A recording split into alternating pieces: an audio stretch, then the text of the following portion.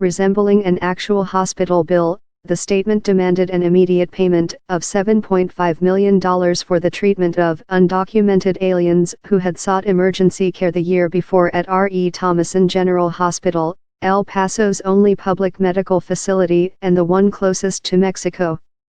It asked for another $2.5 million for overdue Medicare-Medicaid reimbursements that helped cover bills for the poor payments that had been frozen amid a dispute between the administration and Congress over proposed federal health care cuts. Accompanying the bill was a letter from a man no one in the White House had ever heard of. Judge Beto ORourke, who was not actually a courtroom judge but the chief executive of El Paso County, warned that Thomason General was in danger of bankruptcy due to illegal immigrants coming from Ciudad Juarez, Mexico, for medical treatment. Required by law to treat the indigent, regardless of their citizenship status, the hospital was losing money caring for patients from whom it could not collect payment. Among the patients were pregnant women who came to the hospital to give birth, making their babies U.S. citizens. Illegal aliens, as ORourke referred to them, were streaming across the border seeking jobs and a better life as well as medical care, and the county's health and social services budget was being stretched to the limit. The basic rules are all being broken, ORourke told the Los Angeles Times. It is no longer mutually beneficial to be neighbors because the balance is changing. Now we're just importing their poverty. Though he was critical of the negative economic impact of immigration, ORourke was sympathetic to Mexicans. The economic situation across the border was dire, the health care inadequate, and ORourke, a Democrat who was socially liberal but fiscally conservative, thought the U.S. hadn't done enough to help its southern neighbor. If he were living over there and one of his kids were sick, he told CBS News, I would take my child, and I would walk across that 6-inch river, 6 inches deep, and I'd save my child's life. I'd do the same thing these people are doing. If the name ORourke is familiar, it's because his son, Representative Beto ORourke, is a rising Democratic star who is giving Senator Ted Cruz a run for his money in one of the most closely watched Senate races in this election cycle. And although Beto rarely mentions his father during the campaign, observers of Texas politics say he has inherited much of his iconoclastic temperament and volatility from his legendary father. El Paso's fate was intricately aligned with Juarez's culturally and economically. We are all Mexicans in the valley, ORourke often said. But his city was simply not equipped to deal with the looming economic and foreign policy disaster on its doorstep. It was the federal government's duty to regulate immigration, he told Reagan, so it should be the federal government that should bear the costs incurred by illegal immigrants. Angered by Washington's inattention, he told a friend, businessman Jack Maxon, I'm just going to send Reagan a bill. The judge's message to the White House made national headlines. It thrust El Paso and ORourke into the middle of a heated national debate over illegal immigration, culminating in Reagan's landmark immigration bill later that year. While the money ultimately was never paid, ORourke got credit for raising the issue and trying to help his city. There were two things you couldn't dispute about Pat: he loved El Paso, and he had guts, said Bill Tilney, a former El Paso mayor and foreign service officer who was in charge of the U.S. consulate in Ciudad Juarez in the mid-1980s and who worked with ORourke on cross-border issues. He didn't have his finger in the air, trying to judge which way to go. He tried to do what he believed was right. Now his son confronts Cruz, who has made his own father, a Cuban immigrant, a central figure in his political career. The story of Rafael Cruz, his religious rebirth and pursuit of the American dream, was the emotional and inspirational backbone of Ted Cruz's campaign for the Republican presidential nomination in 2016. As Cruz seeks re-election to the Senate, his father has emerged as one of his key surrogates on the campaign trail in Texas. But those who knew Pat see his influence all over his son's insurgent campaign. Notwithstanding political and certain stylistic differences between father and son, Beto ORourke's relentless energy, ability to connect with average people and his tendency to operate more on political instinct than conventional wisdom remind many people of his dad. It's like sometimes looking at his dad in the mirror from my vantage point, said Felipa Solis, a former El Paso newscaster and O'Rourke family friend whose late husband, Mickey, served on the county commission with Pat O'Rourke. But as he has charted his own career in public service and now seeks to become the first Democrat elected statewide in Texas in more than 2 decades, Beto ORourke has tried hard to avoid the son of label. In an interview, he is careful to note that his dad did not seek to mold him as a politician or push him to run for office in any real serious way, though he acknowledges, like many sons, he is in some ways carrying on his father's dreams. Your dad's part of you, forever, and is in your wiring through your DNA, and just the impact your dad's had on you, Beto ORourke said. He definitely lives through me in many ways, and of course, in many ways, I am my own person. News stories about Beto ORourke's rise frequently mention his background as an Irish American who got his political start in a largely Hispanic border city. And that's what they were saying decades ago about his father. Before he entered politics, Patrick Francis ORourke was an entrepreneur, a third-generation El Pasoan whose family had relocated to South Texas decades earlier to help build the railroad. Pat moved back to El Paso, where in 1971 he married Melissa Williams, whose prominent family owned a furniture store, Charlotte's. A little over a year later, Pat and Melissa welcomed their first child, a son named Robert Francis ORourke, named after Melissa's father, Robert and Francis, the middle name given to all of the ORourke men. But from the day he was born, Pat called him Beto, a nickname to distinguish his son from his grandfather, but also a nod to the Mexican heritage of El Paso, where Pat had grown up speaking the Spanish he picked up from his Mexican friends. When their second child, a daughter named Charlotte, was born in 1977, Pat called her Carlotta, a nickname Beto still uses for his sister. In 1980, the ORourkes had a third child, Aaron, who was born with a mental disability and has maintained a lower profile than the rest of the family, though she has occasionally attended political events with her brother. I spoke Spanish before I spoke English, Pat ORourke told CBS News in 1986. When I was a kid, I'd get on a streetcar and go to Juarez and go to the cine, the movie, over there. That's my community. It's all one community. In 1978, Pat decided to run for a seat on the El Paso County Commission, a major race for someone who was a political neophyte. The decision, Maxon recalled, seemed to come out of the blue. Nobody had any idea he was going to get involved in politics, and he just did it, he said. The odds weren't against him only because of his lack of political experience. Even back then, El Paso politics was dominated by Hispanics. And while he spoke Spanish fluently and was as comfortable hanging out in the barrio as he was mingling among the city's white elite, ORourke was unmistakably Irish American, a kind of Tip O'Neill of El Paso, Maxon described him. Pat suspected it would be used against him. And so he embraced it. One morning during that campaign, Bonnie Leslie, who had met ORourke during her work with the El Paso Political Women's Caucus and was running his campaign, was driving to work when she got stuck in a traffic jam. At first she thought it was an accident, but as she got closer, she saw a man on the side of the road dressed in an elf suit waving at cars and handing out flyers. In shock, she realized it was ORourke, campaigning on St. Patrick's Day. Stunned, Leslie rolled down her window. "Pat," she shouted. "What are you doing?" ORourke grinned. "I'm having more fun than I've ever had," he told her. "And people love it." Across the way, she noticed a pack of television cameras, filming the scene, and other drivers laughing. He just had an instinct about how to connect with people.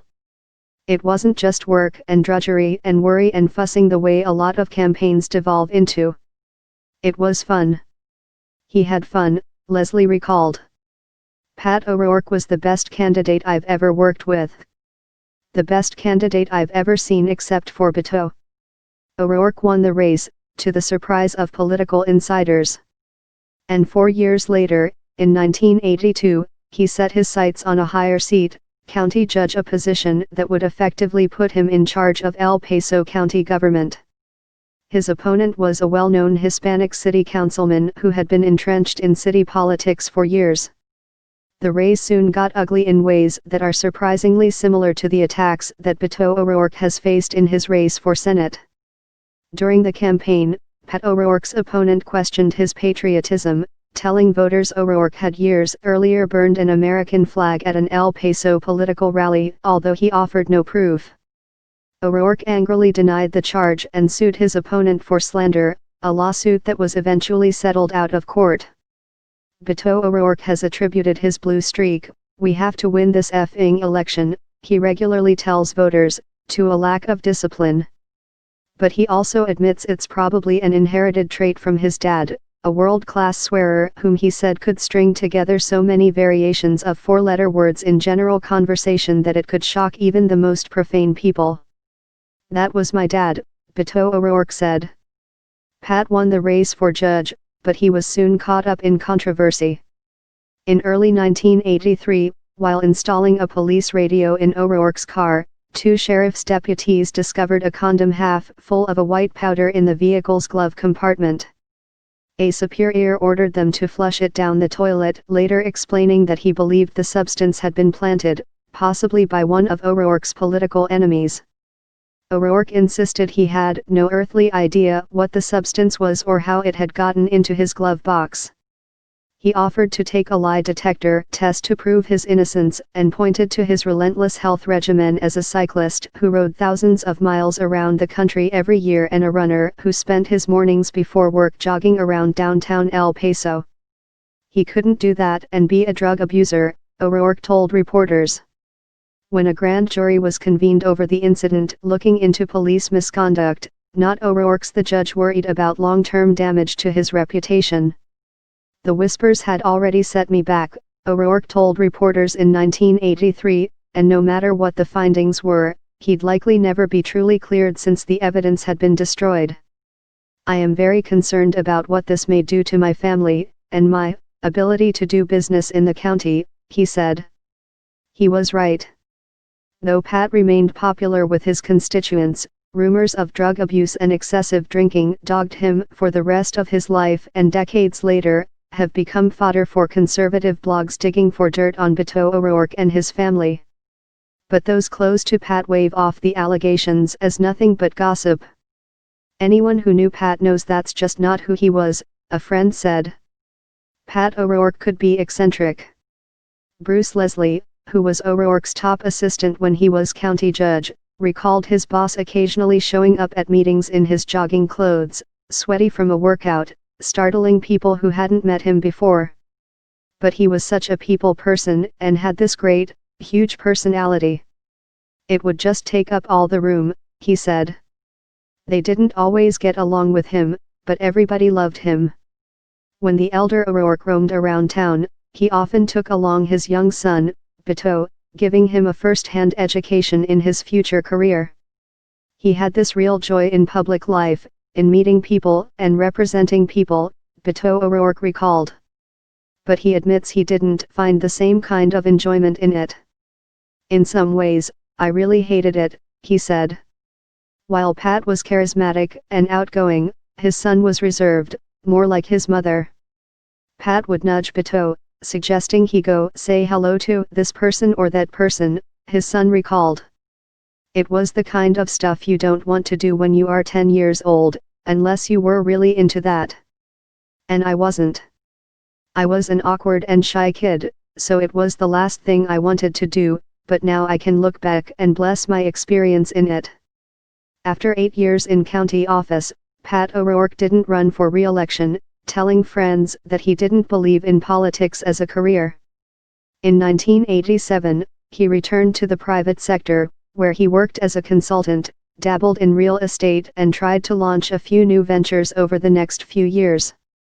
None of them were very successful.